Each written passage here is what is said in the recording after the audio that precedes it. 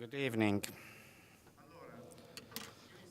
Now, I'm insisting on something. I'm sorry. I don't know whether we'll be able to do it. And please believe me, since I'm your guru, so take my word for it. I mean, there is a halo behind me. And no, seriously, I'm not your guru. I don't even sign books. And as I said earlier on, you are the owners, you are the main characters, as it were, and these are your consultants. But this is my opinion. I'm suggesting this, but I'm not imposing anything. But I think it would be nice that we are just a drop in the ocean here, that when we go out and when we discuss with our friends and colleagues and students and whoever we meet actually, and when we discuss with these people, we tend to be considered as a stupid, ignorant, you don't know anything about economics, you are just inspired by plots, and you can see plots, everything. But so I was thinking, just think of all the objections that they could raise against it. Just think what Monti says about Italy, what Prodi said when they say Zimbabwe is behind the corner with the lira, we will have 3,000% inflation rate and etc. Think of all the possible objections, and because we want to be able to respond to these objectives. So let's squeeze from them, since they are so nice and fresh.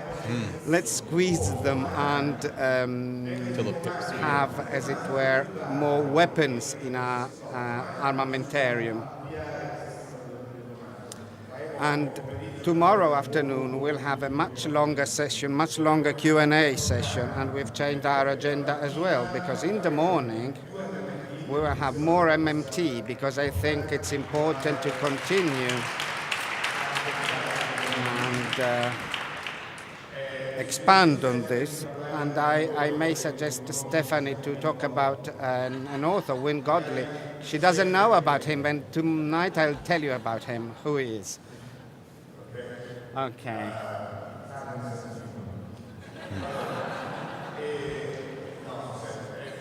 Seriously for a second. More MMT, and then we'll have a longer Q&A. There will be a sort of round table, and they will tell us the default, Italian default, and the abandoning euro, what could happen in terms of current accounts, gas price, my store, Italy buying oil, and our savings, etc. Now we can have questions. So it's up to you.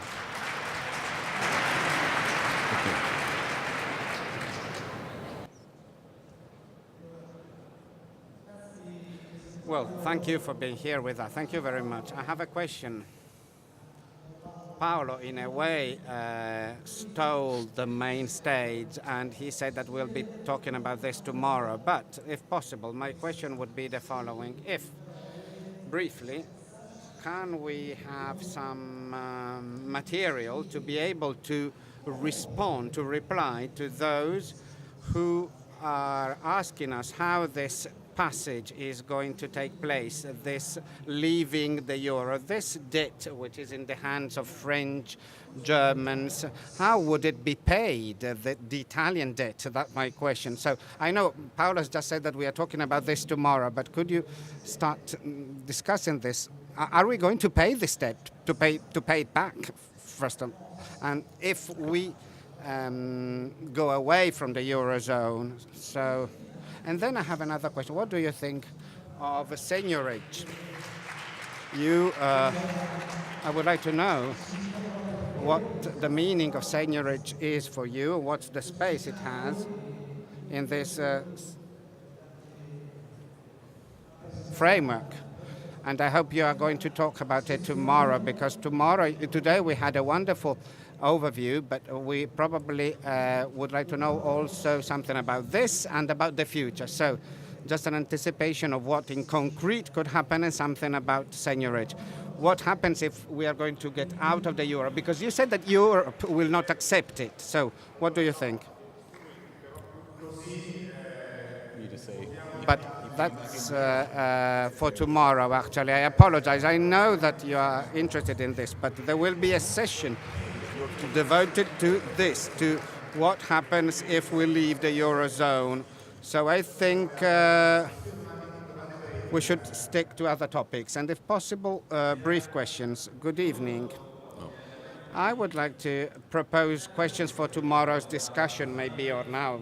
Your personal definition of community first, and then with the genesis and development of the various hierarchies that dominate us.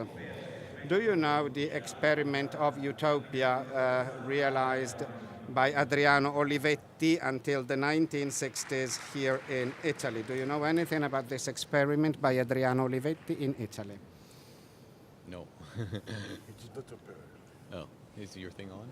We need to tell Paolo that his is not working because he needs to be able to. I know the machine, Olivetti. That's about the extent of my experience. But regard to the previous question, I will just say very briefly. We'll answer it in more detail tomorrow. But the short answer is, you say we're going to pay back the debt in lira or whatever you denominate the new currency in, and not in euro. And if they don't like that, then they can spend the next several years litigating it in the courts, as the Argentinians did with all the dollar-denominated debt holders.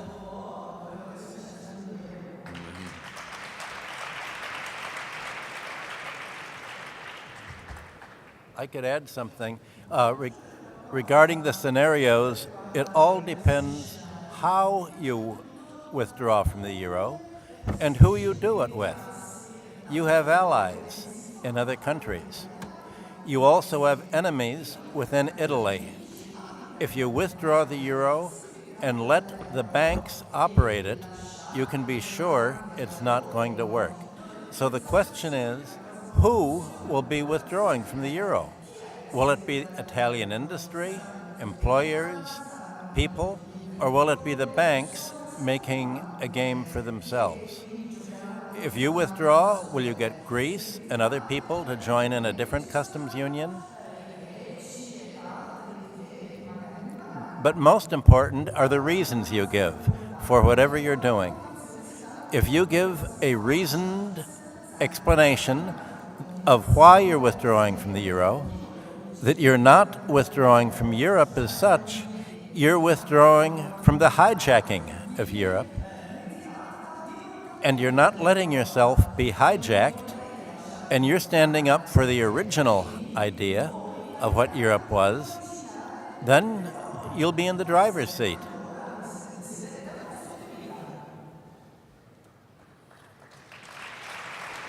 Well, maybe I could be keen to a more radical solution. As I try to explain, Europe never existed. Europe was never built for the people, but for the absolute hijacking of any power from the people. I am not aware of Europe being created to help people and nations. Thereby, I must confess that I don't understand why people could be reluctant to leave a dying system, a dying economy. The problems, as I tried to explain, was Italy was killed by adopting the euro.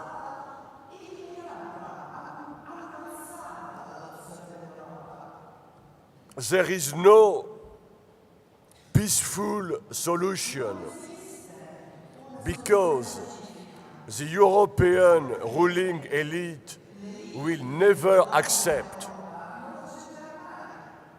any kind of change. The sole way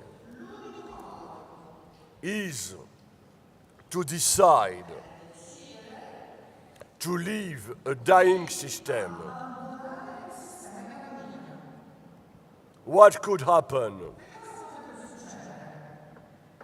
What could happen in Argentina. Argentina defaulted. The very day after,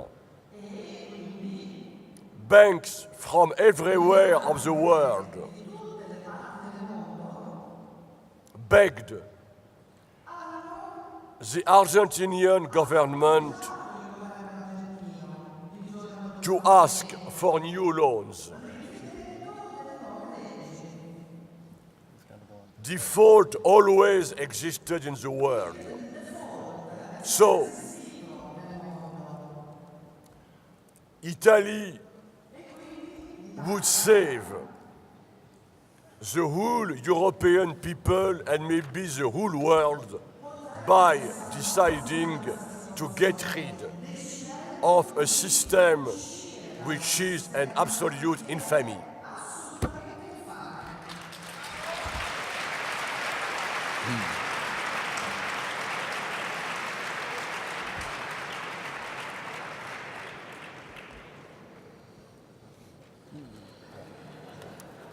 Shocking silence. Huge queue, so every answer really short. Yes. Sorry. Is Aureliano Ferri. Thanks for being here with us. I would like to ask you your opinion about Franklin Delano Roosevelt's experience, New Deal, productive credit, Bretton Woods agreements, and the 15th of August 1971. Your opinion on this. Thank you. I guess that means me. When Roosevelt devalued the dollar, he put American employment first and said that the function of a currency was to promote the domestic economy. In 1971, the reason that President Nixon took the dollar off gold was because for the previous 20 years, every single year, the entire U.S. balance of payments deficit stemmed from overseas military spending. The private sector of the United States from 1950, when the Korean War began, until 1971, was in balance exactly every year. America makes money on foreign aid because it tied its aid to American food exports and collected dollars in exchange. The entire deficit, the entire supply of dollars that ends up in foreign central banks year after year during the 1960s either was cashed in for gold, which finally fell to the 25% gold cover, or it became lent to the United States Treasury by buying Treasury bills. One of the things that the earlier charts have left out is the fact that 80% of the growth in America's domestic government debt in the 1960s was held by foreigners. That foreigners have been financing the domestic government deficit. Our discussions here have focused on the fact that the central bank can create credit rather than taxing.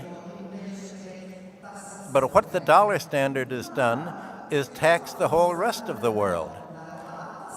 It's the central banks of Italy, Germany, France, and China, and Japan that have financed the American deficit that has been spent on military operations surrounding Europe and Asia. This is the reason why 2 years ago in Yekaterinburg, Russia, Brazil, India, and China, with Iran as an observer and South Africa joining, set out to create an alternative to the dollar. Because today, the dollar is not simply a computerized IOU, as we've been talking about. It's also the embodiment of United States military spending in the rest of the world and all of the U.S. policy that goes through it. Central bank holdings and central bank reserves are held in the form of claims on the United States Pentagon for its military operations and the new policy of non-military assassination of people who do not agree with a free market American style.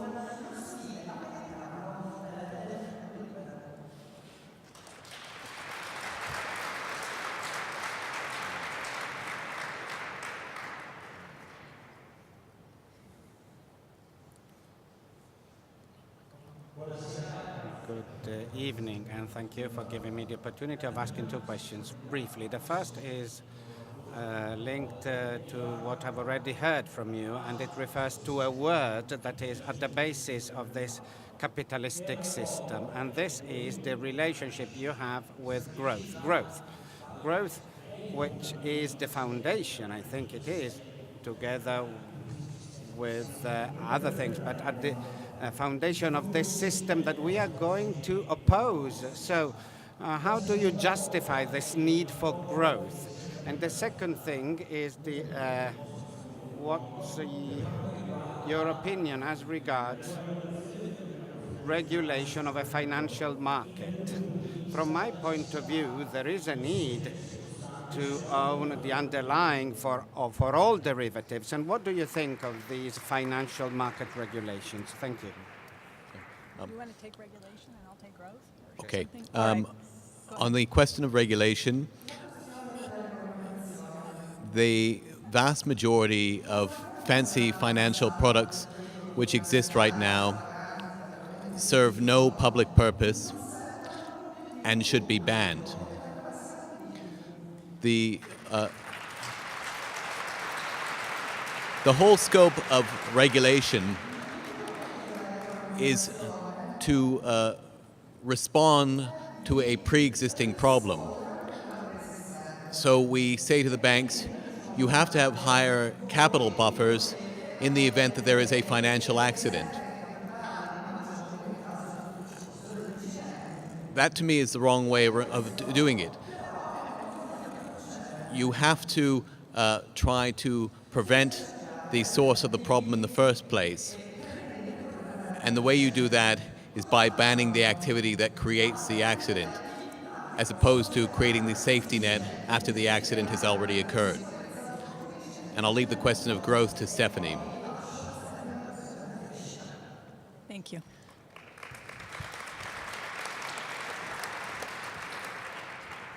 The question of growth. For so many economists, growth is the objective. It is the end.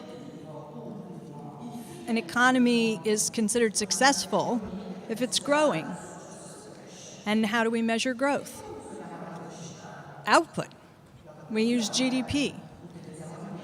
And I think so much of the preoccupation with growth in the current context is driven by the concern over the debt level, because it's the debt to GDP ratio that has people so concerned. And the debt to GDP ratio comes down if the GDP is growing rapidly.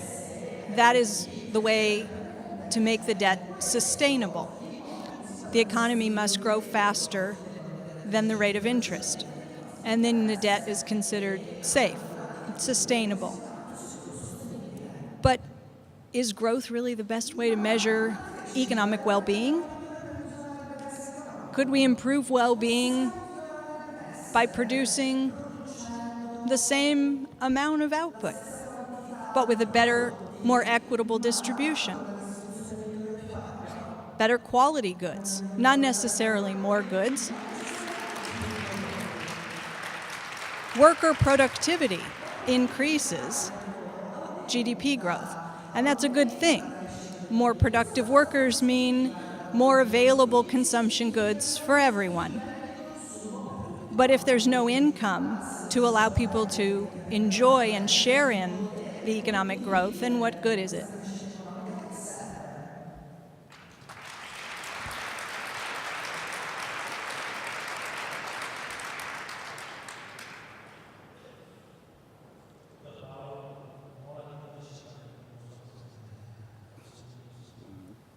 I don't know what I could ask Monty or Prodi, as you mentioned, Paolo.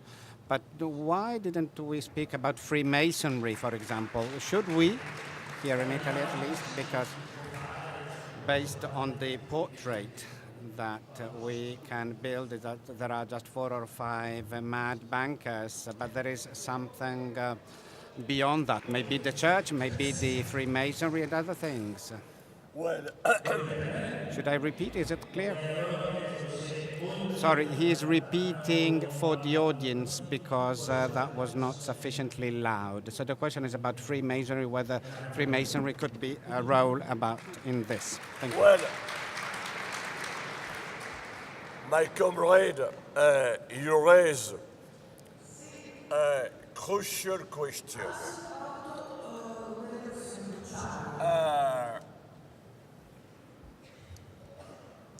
Freemasons are now deeply divided.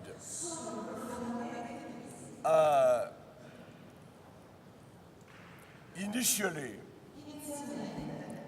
Freemasons in France and Italy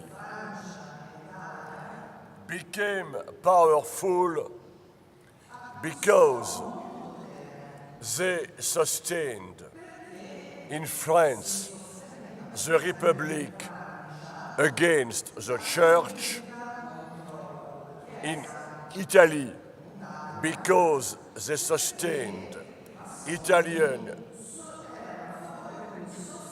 Risorgimento, unity against the Catholic Church.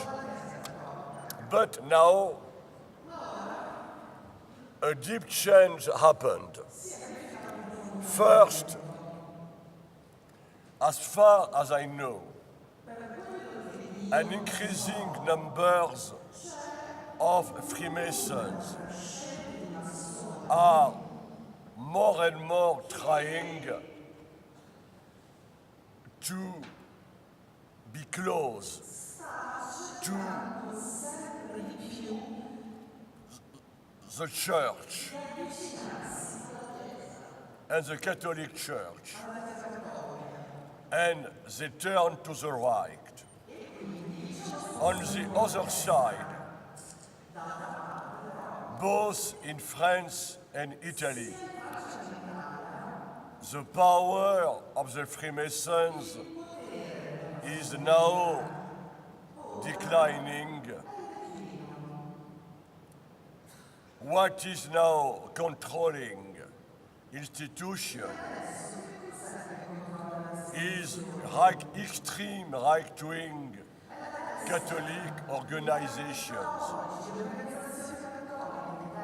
like the Opus Dei, or worse, the Society of St. John, both openly wishing to install a totalitarian Catholic state over the country. And this is a true problem I studied with an historian friend of mine, some of us knows well, Annie Lacroix-Ries. The Church never accepted either the Third Republic or the Italian Republic. The Church openly supported both the fascist regime and the Nazi regime. And now that I could swear, if you want to be hired in the European community, you must be a good Catholic in the basement of the European community in Brussels. There is an altar dedicated to the Virgin Mary, and the European flag is the crown of the Virgin Mary when she appeared in Fatima. So, this is my answer.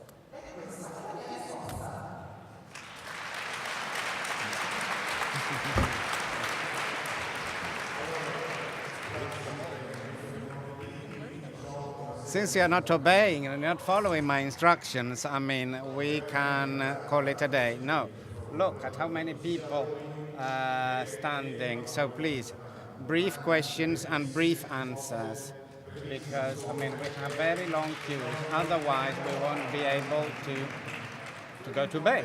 So that's my final call, last call.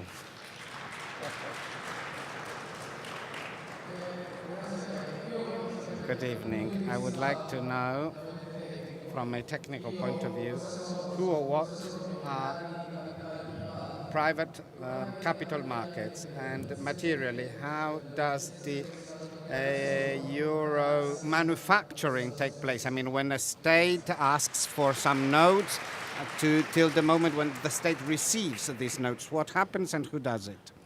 That's an interesting question. It's a divided function, in fact. The instructions to create the currency electronically come from the European Central Bank. But the actual creation or printing of the euros is done at the national central bank level.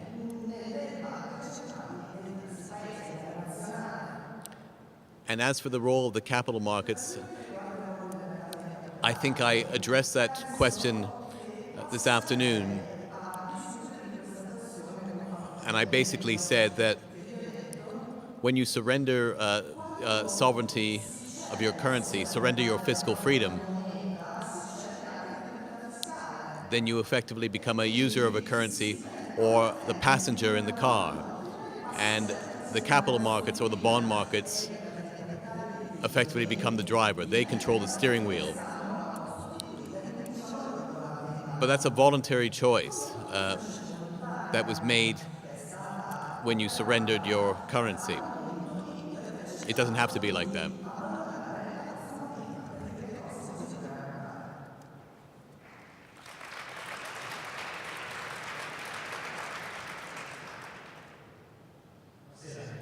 Good evening. I would like to ask the following. What's the concrete example of implementation of the MMT in today's world, and also thinking of the past? What can allow us to say this theory works? Is there anything concrete, some examples we can make quote?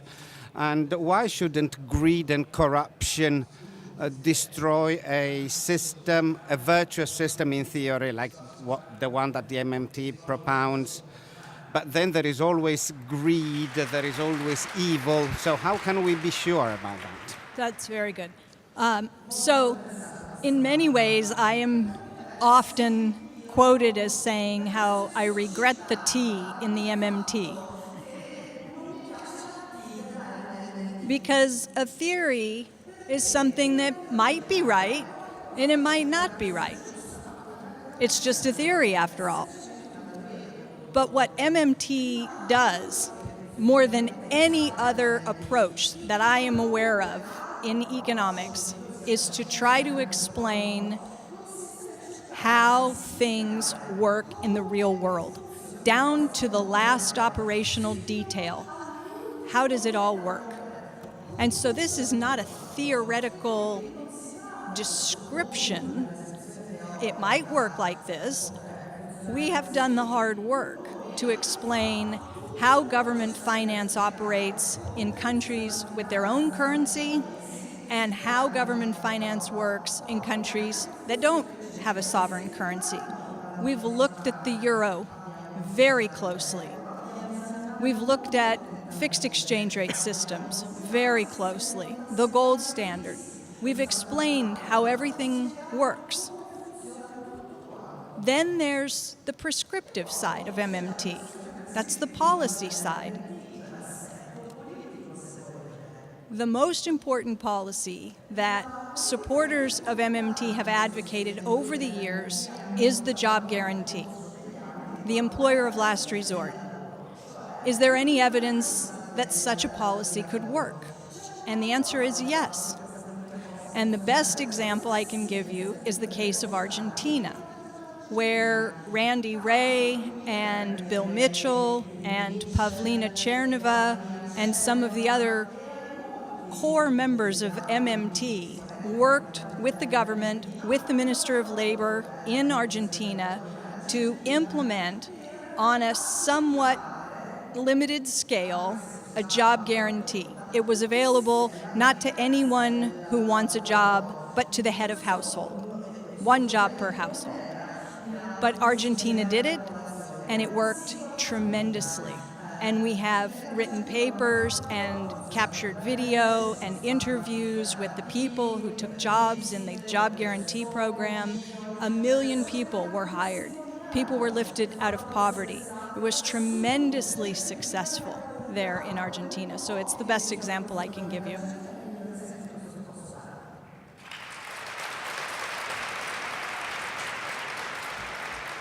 A real-world experiment has been going on. We talk about natural experiments.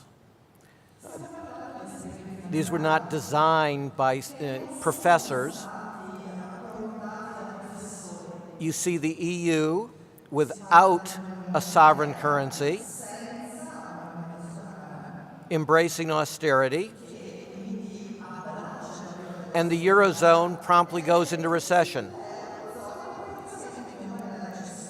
You see the United States following a mild to moderate expansion,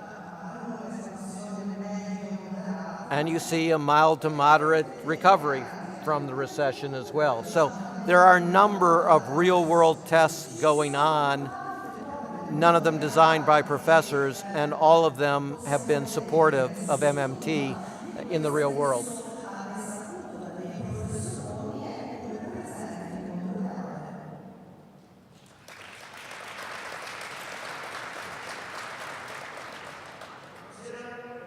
Hi. We talked about the Pecora, who in 1929 was able to condemn and the gangsters, the bankers in the city. And then there was a law that was also, and there is a similar law submitted in the, or a bill actually submitted in Italian Parliament. Having said this, would you be in favor of a proposal like this one after 1929? Yes, both parts. You should do a real investigation, and you should adopt your own version of Glass-Steagall.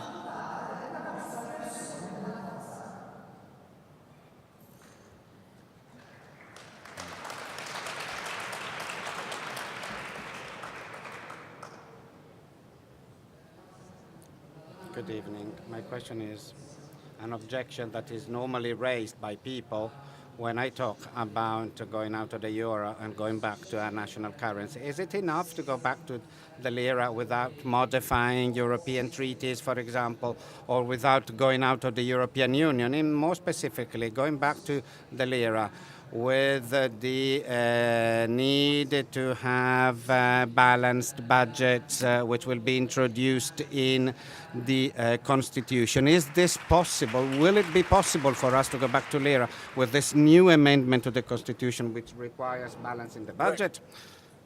This I could answer. First,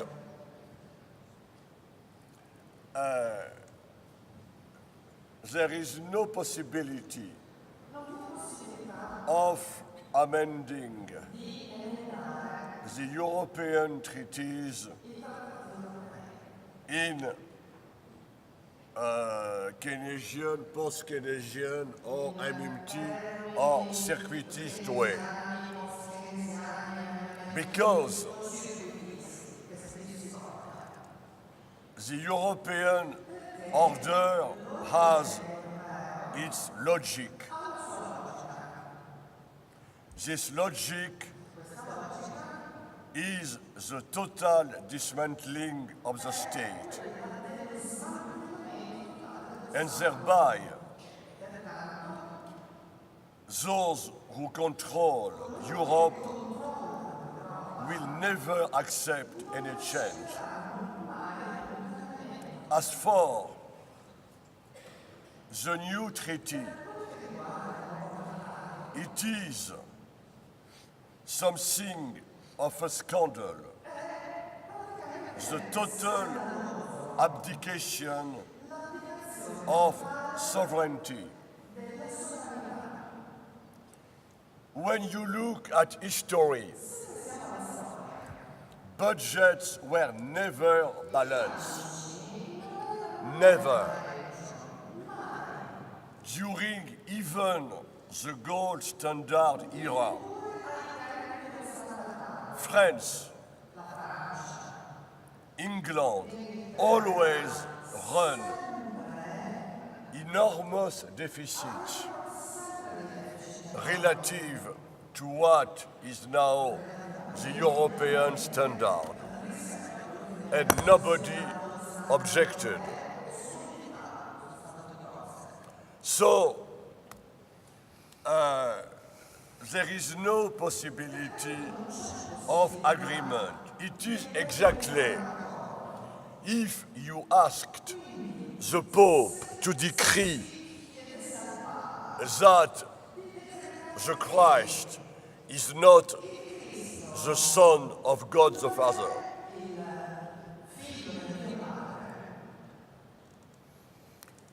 That said,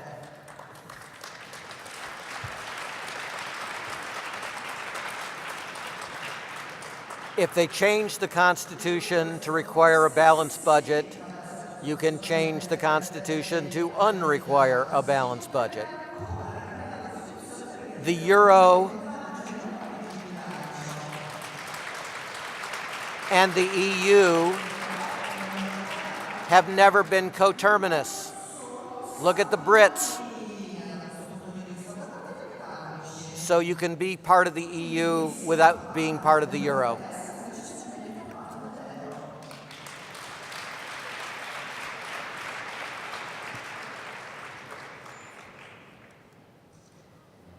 I tried to imagine objections and criticisms, and I saw many of them in the internet, and I selected one, but I will give Paolo a list. But, I mean, the first one is that isn't there a risk that maybe creating one's own currency could be abused by the Italian political class, thereby determining negative consequences? The responsible behavior of Italian political class? Well, I'll answer that very quickly. I mean, that is a risk, clearly, that the money is not spent the right way. But ask yourself this.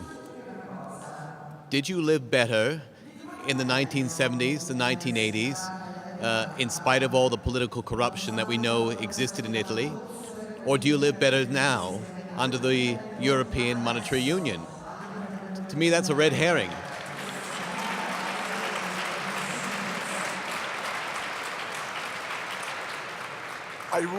I would ask a very short comment, Paolo Standard. Very few people imagine that Brussels is the den of corruption, of the rule of lobbies, on a scale which would make jealous the most corrupt Wall Street and Wall Street politician Americans. All the European elite is entirely corrupted. Let us assume that I am wishing for a life of luxury. I sent a mail to the chair of the European Central Bank and say I am in love with your policy. I could receive grants for an unlimited amount of money. And all orthodox economists in Europe survive now like prostitutes of the European institutions.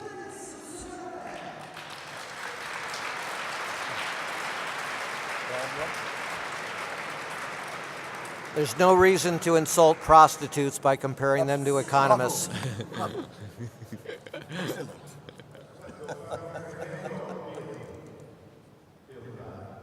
Bill Black. There is something I would like to correct, Bill, if I may, because it's not true that Italy, with a balanced budget imposed by the European Treaty and then amended the constitution, can then change its constitution, because the Treaty of Lisbon, which is binding for Italian legislation, actually, according to an opinion of the European Court of Justice, I think it's 1/91, defines the Treaty of Lisbon as the constitutional charter of the European Union, which therefore is overarching, which is more important, legally binding, than national constitutions. And the Court of Justice has a power of vetoing and sanctioning the country that infringes these treaties, in particular the Lisbon Treaty, and also based on the fiscal compact agreed a few days ago. There are also sanctions, monetary sanctions, which could be 2 billion euros. So changing the constitution is not legally an option for us in Italy. These are the treaties, so be careful about treaties. No, I have a different view. Be rough and ready about a treaty like that. We have a president of the United States who famously said, the Supreme Court has made its decision, now let it try to enforce it. And if you get a new government that is unwilling to go forward with that basis, they cannot afford to enforce the treaty without destroying the EU entirely. you actually have the leverage. Yeah.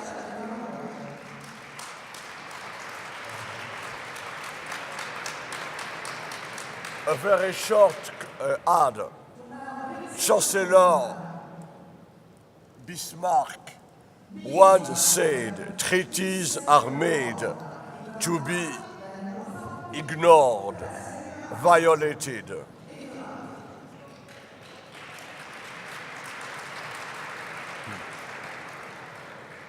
How could the European Union impose sanctions? Yes,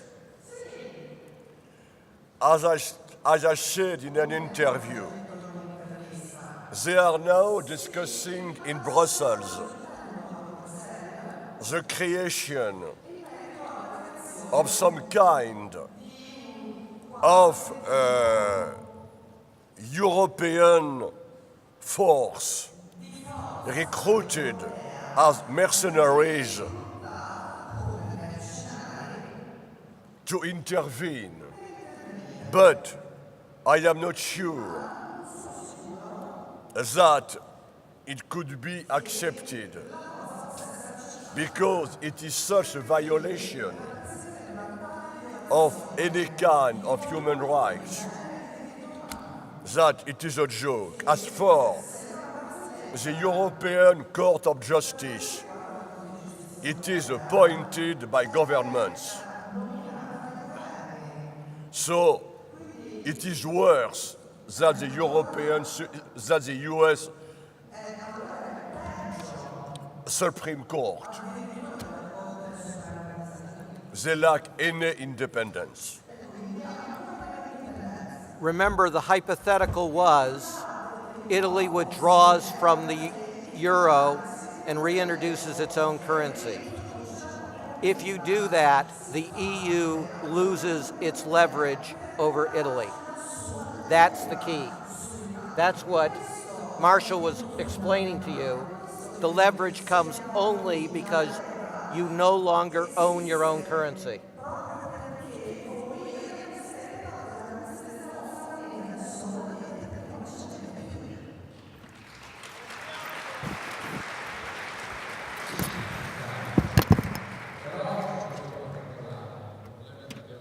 But the problem that we have is that most of our debt is in the hands of big international investors. Japan, for instance, has no kind of problems with crisis of sovereign debt because, of course, they hold 90% of the sovereign debt. Let me come to some concrete proposals, and I'd like to hear your opinions as experts. We could proceed as follows. For instance, we could use gold reserves in Italy, the third world reserve, about 200 billion euros at the moment, and use bonds with the Italian art heritage as a collateral, and this bonds using gold and Italian artistic heritage as collaterals could be offered to Italian citizens. So in April, we shouldn't only use 400 billion, but only 100, then that would be absorbed. And international investors and usurers wouldn't have that leverage anymore. So this means rejecting the fiscal impact that was mentioned by Paolo, signed in January. So reducing the debt from 120 to 60 in 20 years. So this would mean that the state would remove from the economy about 3% per year. So it would be a big maneuver, and Italy would be condemned to an epoch-making recession. It would happen automatically. So we need to reject that at all costs. I don't know whether with a coup d'etat or something else. It's just a joke. I'm kidding. I'll be taken away by the police. It's just a joke. So, two concrete proposals. I don't know whether you understood me. Unfortunately, our French friend expresses an opinion that even nobody else would express. Freemasonry is an instrument, the church, Attali, Bernanke, Krugman, and so on and so forth. 2% of the world population that could saturate by itself, only 1% that stands on top of the food chain. Thank you. Stephanie's going Stephanie. Well, I'll start. Yeah. The issue with Japan is not about the debt being held internally versus externally. That is not why Japan is able to sustain a very high debt level. The reason that Japan can have debt to GDP ratios of 200% and higher is because all of the debt is denominated in yen. It doesn't matter whether the bonds are held by American banks, Chinese banks, Japanese banks, European banks. What matters is that the government of Japan has issued bonds and promised only to pay in yen. And it can do that no matter the magnitude. Remember what I said earlier today. Italy's debt 15 years ago was exactly the same as it is today. 120% of your GDP. And you did not have a debt crisis. Yes. Your debt was your own. It didn't matter who held it. It mattered that it was in lira, and you had the lira. It's your currency. You controlled it. And because you controlled it, financial markets couldn't bully you. When you want to borrow today, you take off your hat and you go out begging for euros. You sell bonds on the capital market and you compete with everybody else who's trying to raise euros. And financial markets look at all the potential borrowers and they judge you. Who's most likely to pay me back? Germany, France, they get low interest rates. Who's likely to have trouble paying me back? Who might not be able to come up with the euros? Greece, Ireland, Spain, Portugal. High interest rates. They own you. They set the terms, and you're stuck. And it's not about who owns the bonds, it's about how the debt is denominated.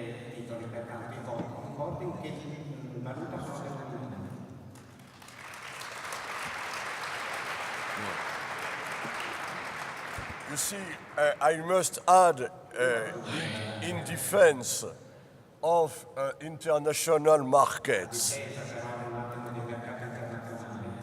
they are themselves used by governments. A friend of mine is working. He's one of the most important rating agencies. He told me that they received a specific order from the French government to downgrade the French debt so as to justify a new plan of deflation. What only matters in the European Union is not the debt, it is deflation and total destruction of the state. It is pure propaganda, Nazi-like, to speak of the debt. They are completely indifferent to this question. What they want is total deflation of the European economy.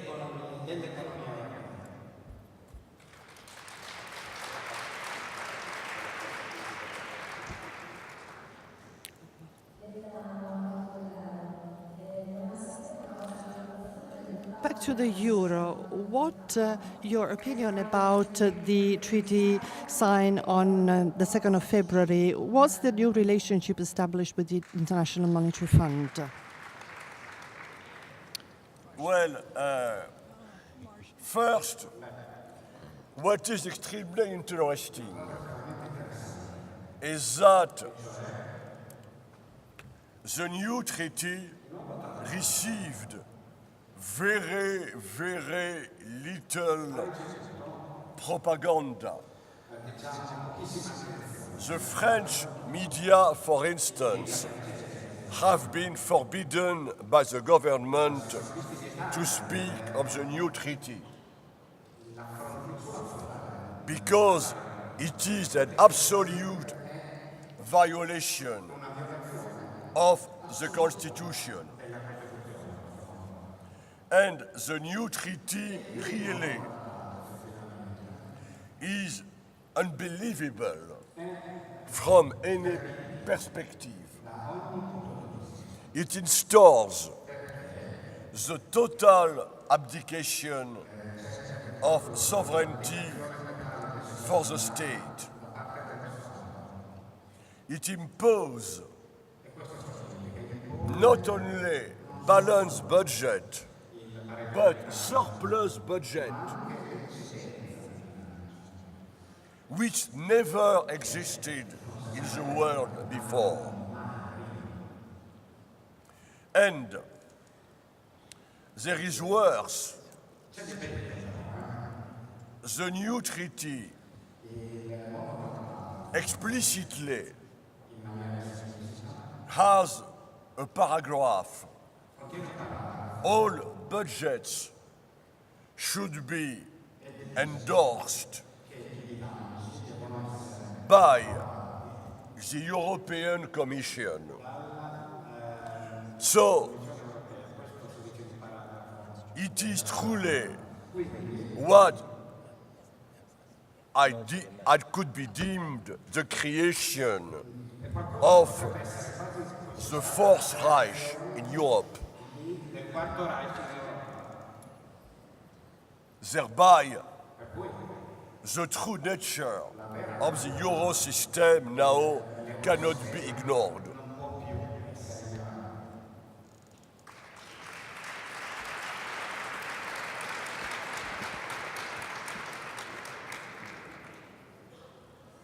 Good evening, everyone. I am not happy. One day is not enough for me to understand all that. Can you suggest any books that could be maybe shown on a slide tomorrow? We'll try and read them in English if they're not been translated. I have a slogan that goes to the very heart of the issue: sovereign money, and the state must come up with the money.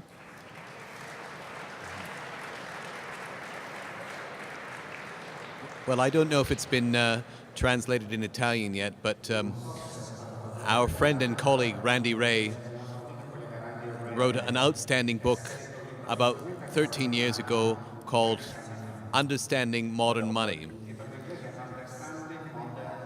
And I think that is one of the best introductions you'll find about MMT and modern money. And Randy is a very good writer. He doesn't use a lot of math and graphs. He doesn't write like an economist, with all due respect to my colleagues. So it's a very readable and easy to understand book for the layman. I will just add that Randy and Marshall and Michael and Bill and I all contribute to a blog that is available more easily and cheaply. And if you are interested, you can go to the blog. It's called neweconomicperspectives.org. And Randy has been posting very short, readable pieces. There's a tab on the blog called MMP. It is a modern money primer. It's for beginners. And so you can also look at that.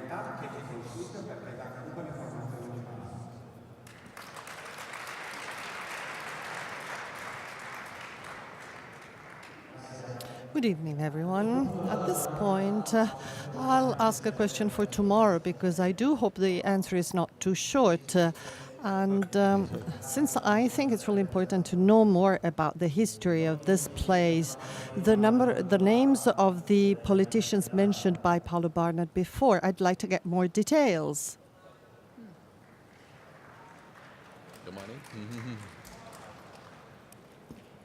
Well, we can talk about this tomorrow.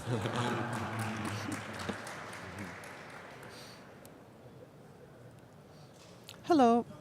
Hello, everyone. Hello. Where's the light? Where's the light? It's on. Yep. Okay. It's me. Good evening. Good evening. I have a doubt about the first two presentations by Mr. Auerbach and Mr.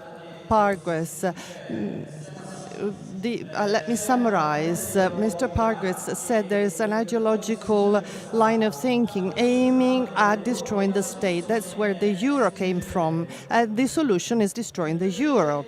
And Mr. Auerbach, if I didn't misunderstand him, he said, yes, we have Europe. The way it is right now, it doesn't work.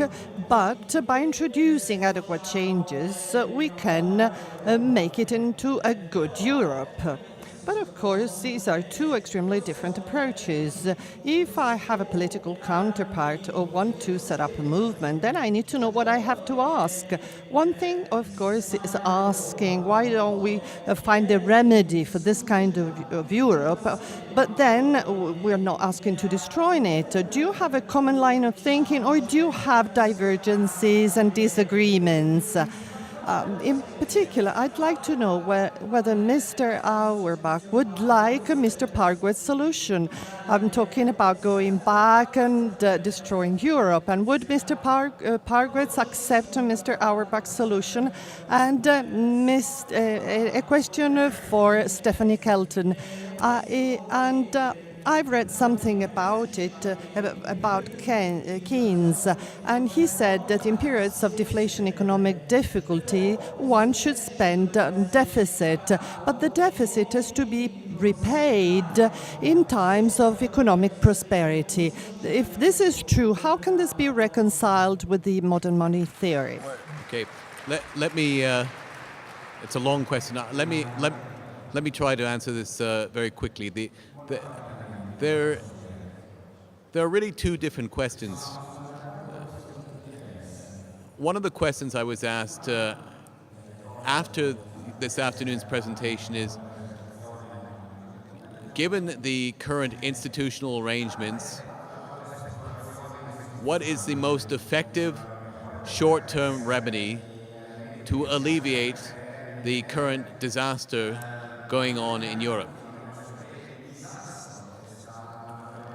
And I gave a technical answer which related to actions which could be undertaken by the European Central Bank.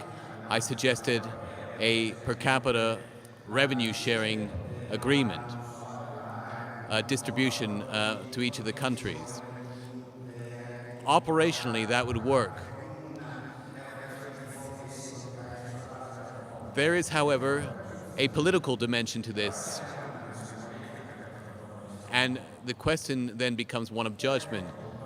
Will it be possible for the European authorities to embrace the operationally logical solution which I proposed? And if they are institutionally incapable of doing it, then obviously that will destroy the European Monetary Union. And by the way, I do not think that we should be conflating the European Monetary Union with Europe or the European Union. Europe has always existed, and it can exist even if people have 17 different currencies. So this is another example of the propaganda that somehow the one follows from the other.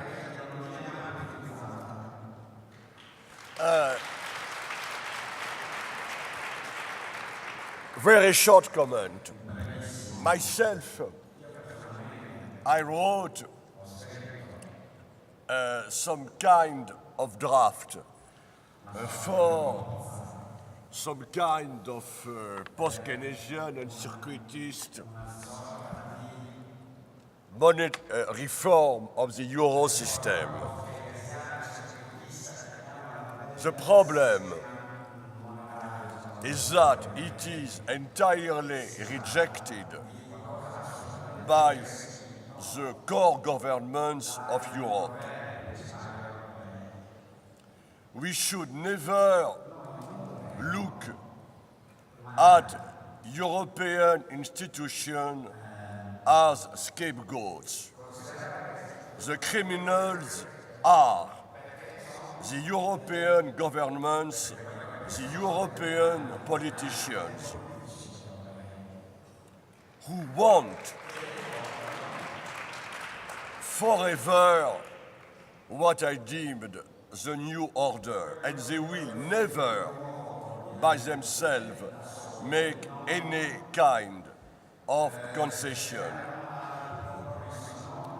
As for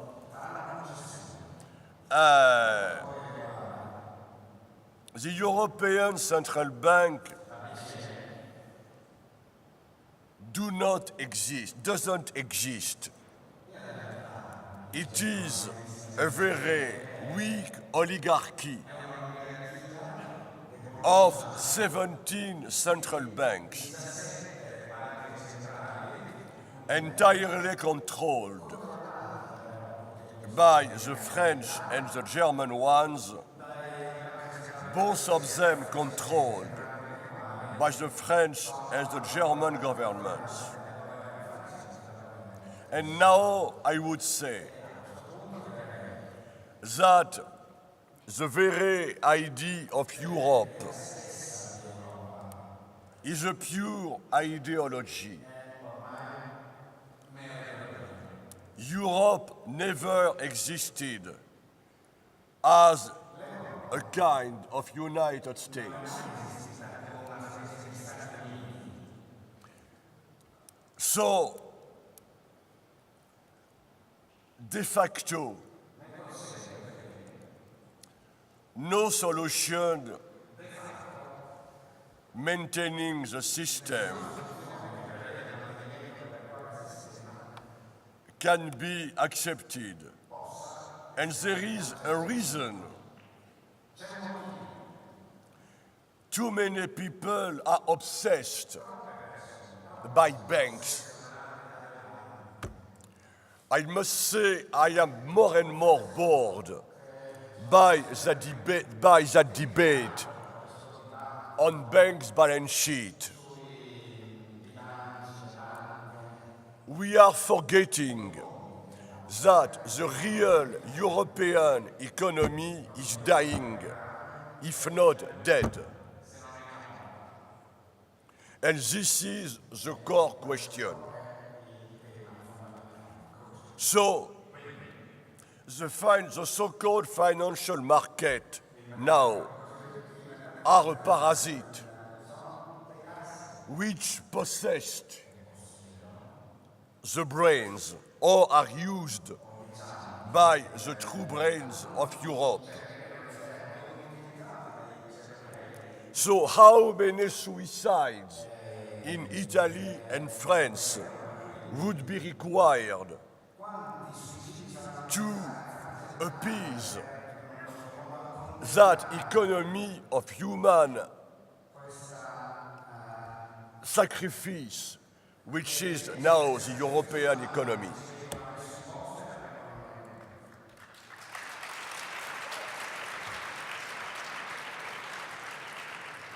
I'll answer your question about Keynes and Lerner.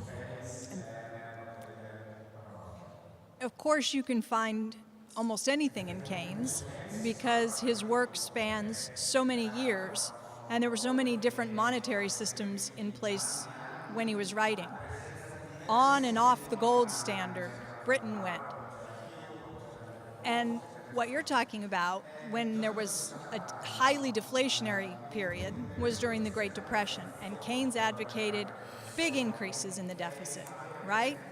You're saying that doesn't sound like MMT because Keynes said run a big deficit during the Depression and then balance the budget.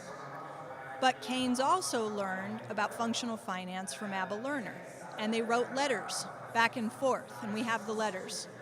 And when Keynes learns about functional finance from Lerner, he's fascinated.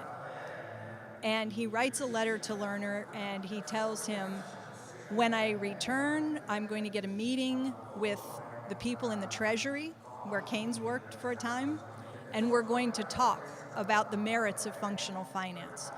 So these are in Keynes's later years, and of course he dies soon after, but I think the record is pretty clear that Keynes was very open to the possibility of more sustained use of government deficit spending.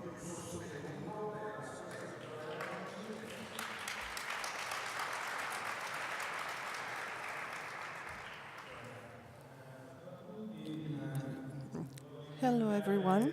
I'd like to thank all of us for being so brave as to fund such an amazing event, to pay for it, and be here now. Because we live in a world made of fear, and showing courage is a revolutionary action. As stated by Paolo Barnard in his writings, this system of lobbies as transatlantic business dialogue, the Group of the 30, and so on and so forth, practically nullifies whatever forms of political activity.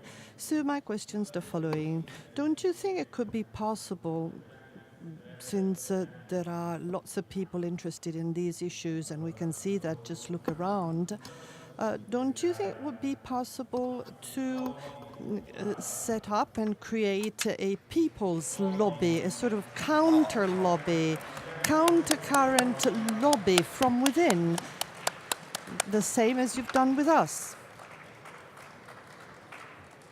How do you say yes? See. Yes.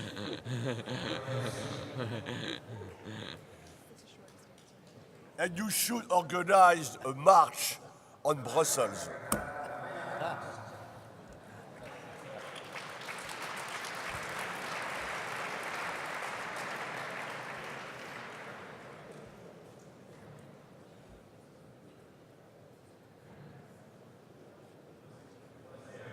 Hello, everyone. Very quick question. In 1971, Nixon said to the world, we're all Keynesians, and I'm addressing the American speakers in particular. What would happen? Would it be a tragedy if Ron Paul won the elections and you would all be turned into Austrians? And why? I think you know why. You understand. I do know everybody loves it. Yeah. Well, Ron Paul, for those who don't know, is a candidate for U.S. president, running as a Republican, a libertarian, follower of Hayek, conservative, Austrian, infatuated with gold, convinced that gold is the only sound monetary system that a country can operate. It disciplines the government. It prevents governments from spending money to engage in $2 trillion wars. He finds it appealing as a way to tie the hands of government. The problem, of course, is that if you have someone in office who would enact good policies, you don't need to tie their hands. And a monetary system like the one that he envisions, think about the hierarchy. It puts gold at the top. So the state doesn't control the currency at the top of the pyramid. It loses its power. It can't intervene when there's a financial crisis, an economic downturn, high unemployment, high poverty rates, homelessness, sickness, people without health care. The government is incapable of acting. Ron Paul has faith in markets and their ability to find solutions to these things. Keynesians don't.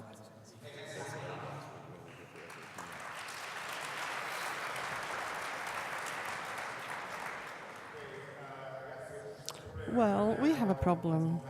We have a contract with this place, with this venue. We have to wrap it up at a certain time. So we're running quite late. We can take 2 more questions and then we have to close. Tomorrow afternoon, in the morning, we'll have MMT, a lot of MMT. That's really important. We'll have to focus on the political application of MMT, the default of Italy, and so on and so forth. And then we'll take questions in the afternoon. At this point is the only thing we can do. Somebody's saying something from the audience, but we can't hear. I'm sorry, but we can't hear from here.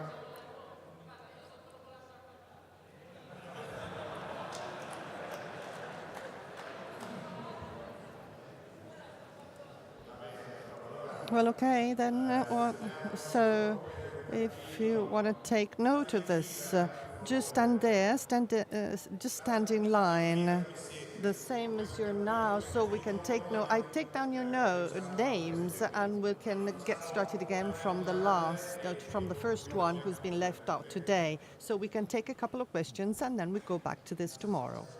Thank you, good evening, and thank you so much for coming here.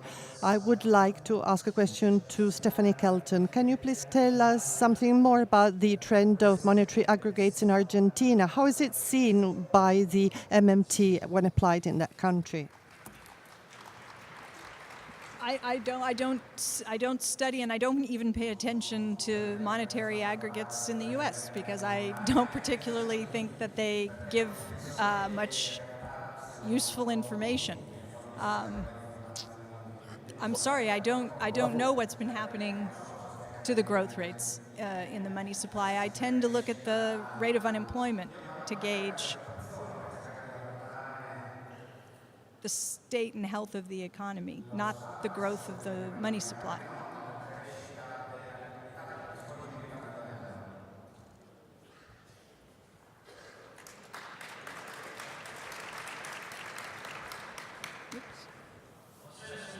Good evening.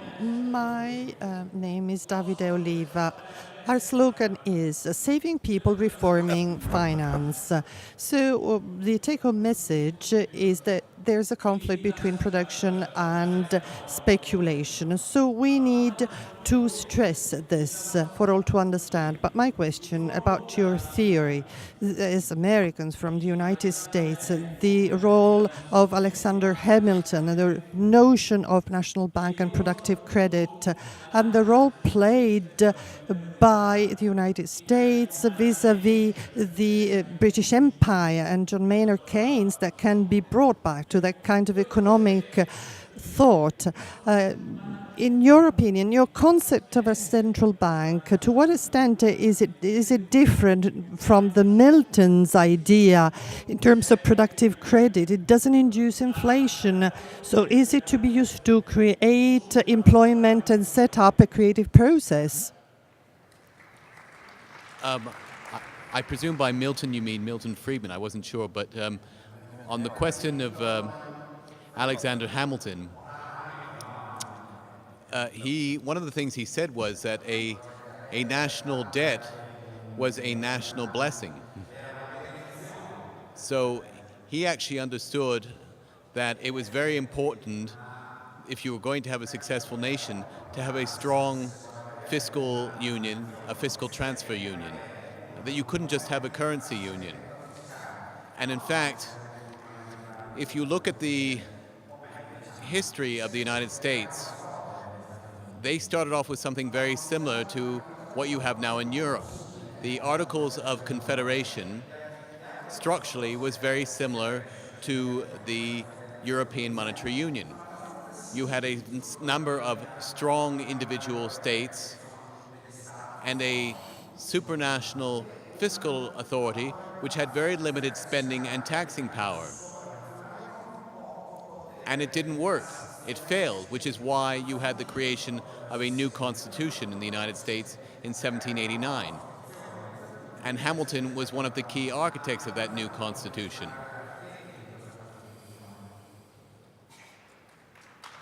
And they took on all the U.S. debt, took on the debt of the states.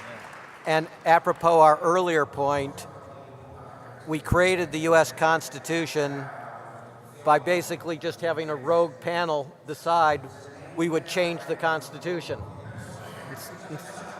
So they junked the Articles of Confederation entirely and created an entirely new Constitution.